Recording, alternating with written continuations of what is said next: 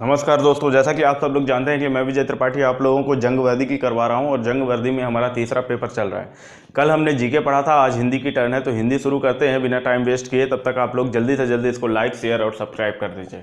शुरू करते हैं। पहला क्वेश्चन है, दूध के लिए पर्यायवाची शब्दों की सही पंक्ति क्या है? तो दूध, दुग्ध, खीर, गोरस। तो देखिए यहाँ पे खीर जो है वो गलत है। फिर उसके बाद दुग्ध, क्षीर, रस। रस नहीं होता, ये गलत है। दुग्ध, क्षीर, गोरस। तो दुग्ध, क्षीर, गोरस ऑप्शन नंबर सी सही है। और ऑप्शन नंबर डी भी देख लेते हैं, तो यहाँ पे शुद्ध गलत है। नेक्स्ट है, मेरे तो गिरधर गोपाल दूसरों ना कोई में कौन सा रस है। देखिए ये मीराबाई जी ने गाया था और इसको पढ़ के भी आप थोड़ा सा आराम से पढ़ेंगे। मेरे तो गिरधर गोपाल, इसमें क्या दिख रहा है आपको कि किसी भगवान की पूजा की जा रही है, मतलब भगवान श्री कृष्ण की पूजा की जा रही है, भक्ति की बात है यहाँ पे, ठीक है ना। तो भक्ति रस हो जाएगा यहाँ पे, अद्भुत, वात्सल्य और शांत रस गलत हो जाएगा। देखिए भक्ति में क्या होता है कि भगवान के प्रति प्रेम दिखाया जाता है, और शांत रस में फ़र्क ये होता है कि इसमें जो है हमें वैराग्य का अनुभव होता है, ठीक है। इसलिए इन दोनों का फ़र्क जरूर समझना जरूरी है। अंधेर मचना मुहावरे का सही अर्थ क्या है? कुव्यवस्था होना, योग्यता ना होने पर भी सफल होना, मनोकामना पूर्ण होना, बुद्धि नष्ट होना। तो ये बुद्धि नष्ट होना और मनोकामना पूर्ण होना ये गलत है बिल्कुल ही।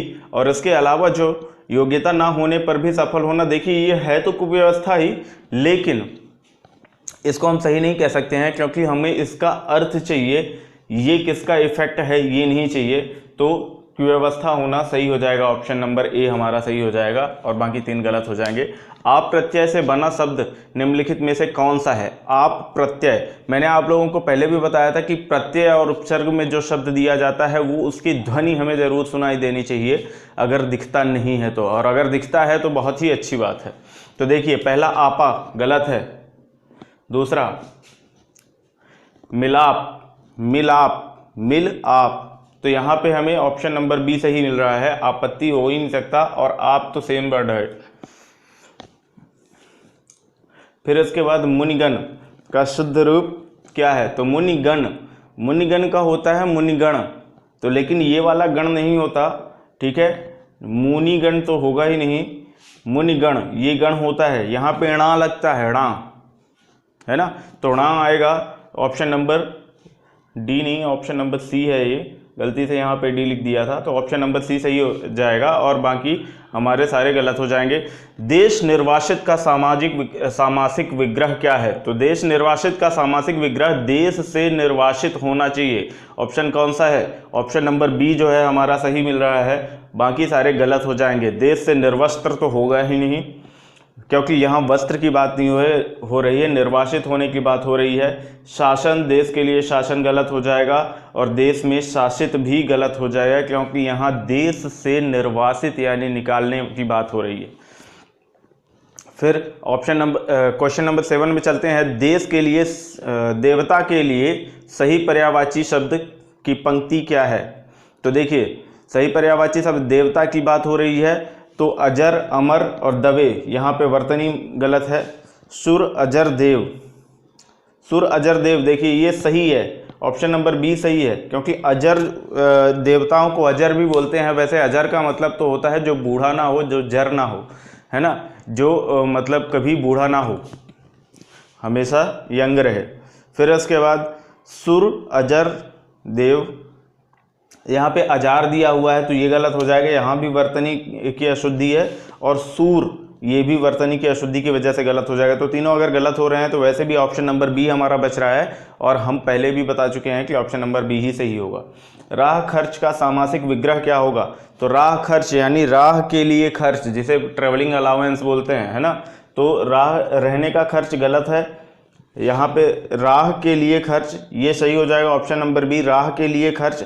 रहने के लिए खर्च गलत हो जाएगा, और रह के लिए, रह तो कोई शब्द ही नहीं होता, है ना, तो ऑप्शन ए, सी और डी हमारे गलत हो रहे हैं, तो ऑप्शन नंबर बी यहाँ से भी सही हो रहा है।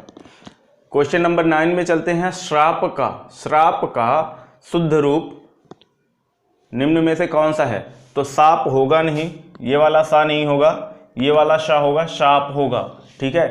शराब बिल्कुल गलत है, और शाप भी गलत है। ठीक है, ये वाला शाह होगा, आप ध्यान दें, ये सिटी वाला शाह होगा।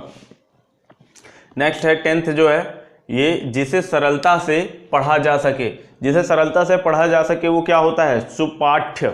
सुपाठ्य, तो यहाँ पे कौन सा ऑप्शन है? सुवाच्य, सुवाच्य, सुपाठ्य और सुपाठ्य। ऑप्शन नंबर डी हमारा सही हो जाएगा। ठीक है, सुवाच्य जो होता है वो जो बोलने में आसानी होती है उसे सुवाच्य बोलते हैं। सुवाच्य और सुपाठ्य कोई शब्द नहीं होते हैं।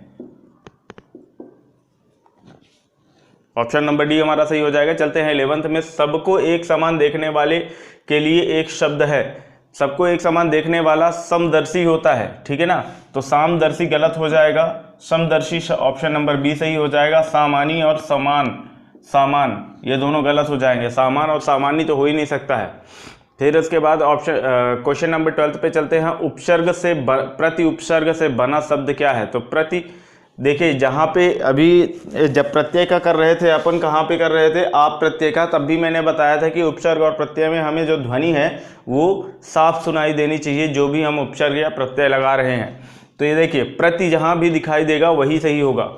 तो प्रीतिपक्ष ये गलत हो जाएगा, प्रातिपक्ष ये भी गलत हो जाएगा, प्रीतिपक्ष गलत हो जाएगा और प्रतिपक्ष सही हो जाएगा, ऑप्शन नंबर डी।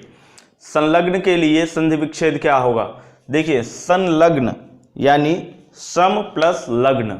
ठीक है, इसका संधि विच्छेद क्या होगा? सम प्लस लग्न। ये क्या है? ये हमारा जो है तो व्यंजन संधि है, इसलिए यहाँ पे हलंत लगना जरूरी है। तो ये देखिए, समालग्न ये गलत हो जाएगा, लग्न बिल्कुल गलत है। समलगन, लगन नहीं होगा, लग्न होगा, इस वजह से सी गलत हो जाएगा और डी जो है सही हो जाएगा हमारा, समलग्न। क्वेश्चन नंबर 14 पे चलते हैं। ऐच्छिक का सही विलोम शब्द क्या है? तो ऐच्छिक का देखिए सही विलोम शब्द क्या होता है? अनैच्छिक होता है। ऐच्छिक का अनैच्छिक होता है विलोम शब्द, आपको पता होगा, नहीं पता है तो देख लीजिए। ऑप्शन नंबर ए अनैच्छिक ये गलत हो जाएगा। फिर इसके बाद अनैच्छिका, अनैच्छिका में वर्तनी अशुद्ध है। इसके बाद अनैच्छिक, तो ऑप्शन नंबर सी सही हो जाएगा और अनैच्छिक, अनैच्छिक गलत हो जाएगा, चा तो होगा ही नहीं। एब का निम्न में से सही विलोम शब्द क्या होगा? तो एब का क्या होगा? खूबी, बखूबी, दोष, बुराई। देखिए यहाँ पे खूबी जो है इसका सही आंसर हो जाएगा। बखूबी तो कोई यहाँ पे सेंस नहीं बन रहा है। एब मतलब नखरे होता है, एक तरह का दोष कह सकते हैं। मतलब जो नखरे होते हैं, कुछ अच्छे नखरे होते हैं, कुछ बुरे नखरे होते हैं, तो उनमें से जो बुरे वाले नखरे होते हैं उनको एब बोलते हैं। ठीक है ना, तो दोष और बुराई ये तो होंगे ही नहीं। बखूबी यहाँ पे सेंस नहीं बनता और खूबी जो होगा वो सही हो जाएगा। संसार के लिए सही संधि विच्छेद क्या होगा? तो संसार, जैसे जिस तरह से हमारा संलग्न था उसी तरह से संसार होगा। सम प्लस सार ये भी क्या है? व्यंजन संधि है। ठीक है, तो यहाँ पे समासार बिल्कुल नहीं, समसार ये सही हो जाएगा। ठीक है ना, और फिर इसके बाद समसर गलत है और सैमसार भी गलत हो जाएगा। यहाँ पे देखिए, यहाँ पे वर्तनी की अशुद्धि है, इस वजह से ये गलत हो रहा है। और दूसरी चीज़ यहाँ पे हलंत भी नहीं लगा है, अगर यहाँ पे हलंत लगा होता तो भी ये सही हो जाता। अभी उपसर्ग से बना शब्द क्या है? कौन सा है? अभी उपसर्ग, फिर से उपसर्ग आया है तो हमें अभी सेम दिखना चाहिए। तो अभी ऑप्शन नंबर ए में दिख रहा है अभिमुख, फिर इसके बाद अभिमुख गलत हो जाएगा, अभिमुख भी गलत हो जाएगा, आभिमुख ये भी गलत हो जाएगा, क्योंकि आभिमुख वर्तनी गलती, अभिमुख वर्तनी गलती, और यहाँ पे तो देखिए अक्षर ही गलत है। अभी नहीं होगा, अभी होगा। ठीक है ना, अब देखिए नेक्स्ट 18th है। हरिपद कोमल कमल से जो सबको सुख देत में अलंकार कौन सा है? तो यहाँ पे देखिए अलंकार पूछा है और यहाँ पे हरिपद कोमल कमल से, इसमें ध्यान दीजिए, ये जो है यानी कि ये बोल रहा है कि जो हरि के पद हैं, श्री नारायण के जो पद हैं वो कैसे हैं? कमल के समान कोमल हैं। तो यहाँ पे क्या हुआ? उपमा दी गई है, तुलना की गई है। ठीक है, तो तुलना की गई है तो इसका मतलब उपमा हमारा सही हो जाएगा। अतिशयोक्त नहीं होगा, उत्प्रेक्षा और वक्रोक्ति भी नहीं होगी। हमारा उपमा सही हो जाएगा। तो हमारा अगला क्वेश्चन है, नील परिधान बीच खुल रहा मृदुल अधखुला अंग, खिला हो जो बिजली का फूल, मेघ बन बीच गुलाबी रंग। गुलाबी रंग होगा यहाँ पे, अंग नहीं होगा, गुलाबी रंग, ठीक है, बीच गुलाबी रंग में कौन सा अलंकार है? तो देखिए यहाँ पे क्या किया जा रहा है, यहाँ पे बिजली में बिजली के फूल की कल्पना की जा रही है कि जैसे उसका जो अधखुला हुआ अंग है, नायिका का जो अधखुला अंग है नील परिधान में से जो दिखता है, वो ऐसा लग रहा है जैसे बिजली का फूल हो, ठीक है। यानी यहाँ पे कल्पना की जा रही है, तुलना नहीं की जा रही है। ऐसी कल्पना की जा रही है कि बिजली का फूल ऐसा होगा, रियलिटी में बिजली का फूल नहीं होता है। तो जहाँ पे कल्पना की जाती है वहाँ पे उत्प्रेक्षा अलंकार होता है। कौन सा अलंकार होता है? उत्प्रेक्षा अलंकार। ऑप्शन नंबर डी हमारा सही हो जाएगा, क्योंकि यहाँ पे उपमेय में उपमान की कल्पना की जा रही है, ठीक है। यहाँ पे तुलना नहीं की जा रही है। जहाँ तुलना की जाएगी वहाँ उपमा हो जाएगा, लेकिन जहाँ कल्पना की जाएगी वहाँ उत्प्रेक्षा हो जाएगा। अतिशयोक्ति और वक्रोक्ति यहाँ बिल्कुल भी नहीं होंगे। तो हमारा ऑप्शन नंबर डी जो है वो सही हो जाएगा। डी के साथ हम आगे बढ़ जाएंगे। मन पछतावे अवसर बीते, दुर्लभ देह पाई हरिपद भजु, करम बचन अरुहीते, सहस बाहु दस बदन आदि नृप, बचे न कालिक बलीते। तो यहाँ पे देखिए पूरे जो हमारे ये दिया गया है, लाइंस दी गई हैं, इनको पढ़ने के बाद ऐसा लग रहा है जैसे कि संसार से विरक्त हो गए हों, ठीक है। जैसे देखिए, मन पछतावे अवसर बीते, यानी अवसर बीतने के बाद जो है हमें पछतावा होता है, मन में पछतावा होता है।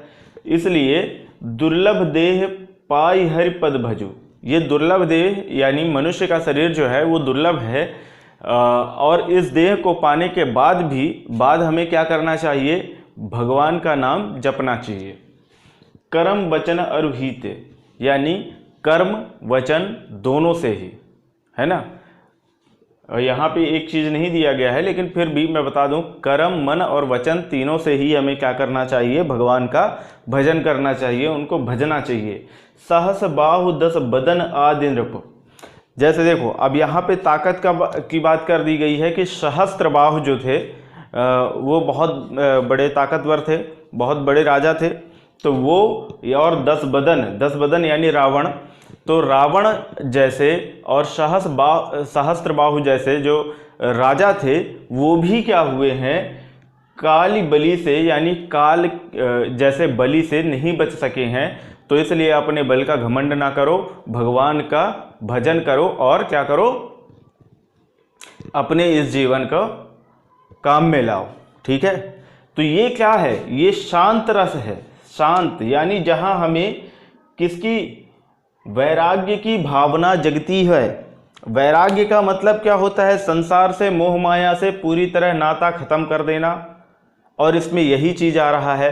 तो इसलिए ये शांत हो जाएगा, अद्भुत, विभत्स और भयानक नहीं होगा।